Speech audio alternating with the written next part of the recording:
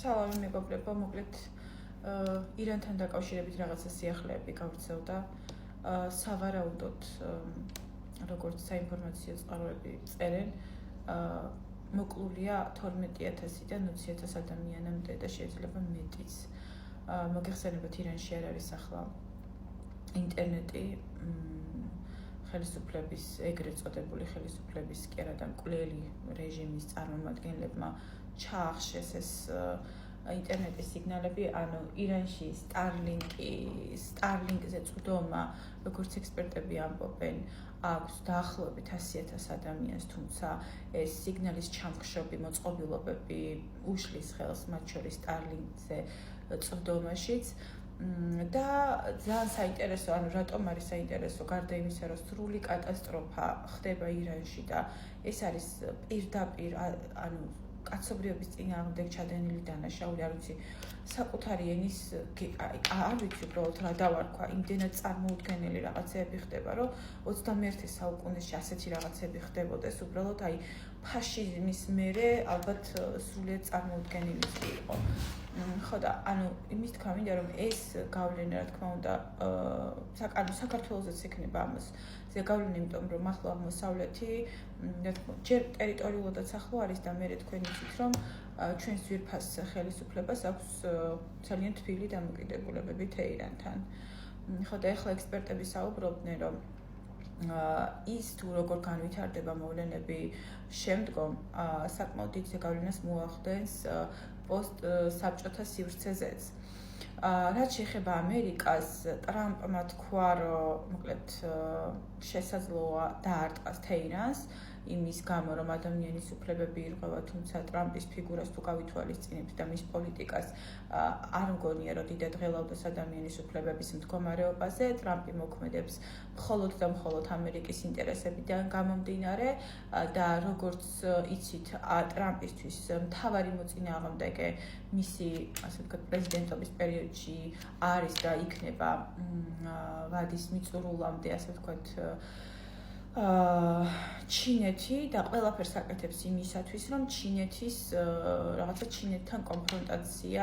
მოხდეს, უფრო სწორად მისი ინტერესები შეასუსტოს. მათ შორის ახლო აღმოსავლეთში და მათ შორის ირანში. ირანი მოგეხსენებათ არის ერთ-ერთი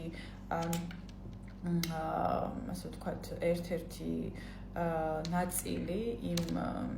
აბრეშუმის გზის, რომელსაც გეგმავს, რომ გააკეთოს ჩინეთი და ეს, ასე ვთქვათ, გზა გაივლის ირანზე და შესაბამისად ჩინეთისთვის ირანი არის სტრატეგიული მნიშვნელობის ქვეყანა და ობიექტი მისი ეკონომიკისთვის. ამიტომ ტრამპის მოქმედებები, ანუ დამოკიდებულია უშუალოდ ამერიკის ინტერესებზე და რატომღაც მგონია, რომ შესაძლებელია ამ ინტერესებიდან გამომდინარე იმოქმედოს და არ მხოლოდ იმიტომ, რომ დაუშვათ დემონსტრანტებს ასე ხოცავენ ქუჩაში პირდაპირ, ეს აიათოლას რეჟიმი ხოცავს მკვლელები და მოგიხსენებათ, აიათოლა და მისი რეჟიმი არის პირდაპირ მხარდამჭერი და დამფინანსებელი და სპონსორი, ეგრეთ წოდებული ჰეზბოლასი და ჰამასის, რომლებიც არიან ტერორისტული ორგანიზაციები ახლო აღმოსავლეთში, საკმაოდ ცნობილი, მათ შორის ჰუსიტების სპონსორის იემენში და იცით თქვენ, რომ ამერიკა ძალიან აქტიურად აწარმოებს საომარ მოქმედებებს, საბრძოლო მოქმედებებს იემენში ჰუსიტების წინააღმდეგ და ძალიან მნიშვნელოვანია, რომ მოკლედ არ ვიცი უბრალოდ რა შეიძლება გაკეთდეს, იმიტომ რომ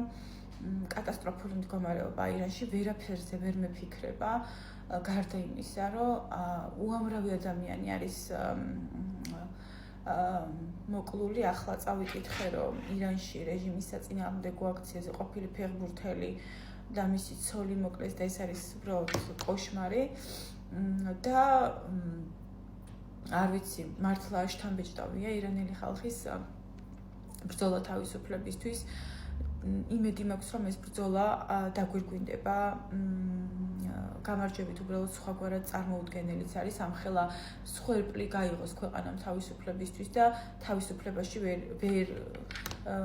გააგრძელოს ცხოვრება, რაც შეეხება ოპოზიციას, როგორც წინა ვიდეოში ვთქვი, ოპოზიციის ნაწილი არის ძალიან დაგსაქსული ირანში, თუმცა არის შაჰის მემკვიდრე, მოგეხსენებათ შაჰი 79 წელს მოხდა რევოლუცია და მე აიათოლები მოვიდნენ სათავეში და შაჰი გაიქცა. შაჰის შვილი არის ერთ-ერთი ფიგურა, რომელზეც შეიძლება შედგეს კონსენსუსი ოპოზიციაში და შესაბამისად რაღაც იმედებს ამყარებენ ამ შაჰის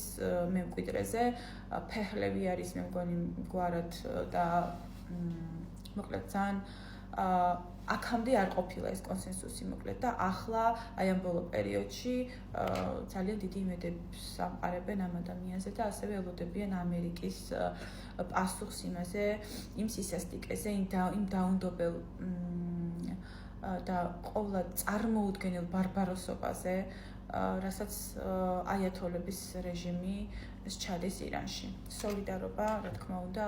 ირანელ ხალხს და თავისუფლება ირანელ ხალხს.